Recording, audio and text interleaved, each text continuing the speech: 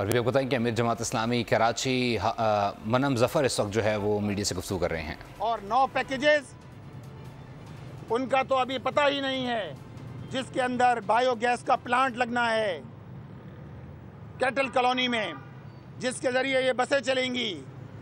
इसी तरह बसों का आना है। ये सारे प्रोजेक्ट अभी तक इनका पता नहीं है कि इन पैकेजेस का क्या होगा। सिविल वर्क्स हैं, तो आप मुझे बताइए हुकूमत सिंध क्या कर रही है।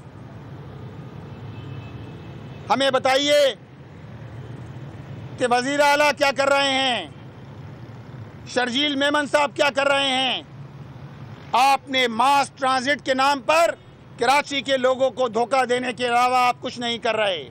ये मास ट्रांजिट नहीं है, ये तो रैपिड बसों का जो है वो एक निज़ाम है जो आप बना रहे हैं।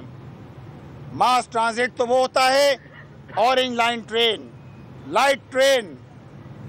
इसी तरह सर्कुलर रेलवे ख़त्म हो गई।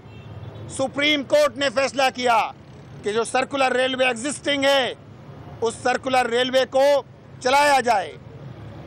और हमने देखा पीटीआई की गवर्नमेंट में शेख रशीद साहब ने। सब्सक्राइब करें और बेल दबाएं ताकि कोई खबर रह न जाए।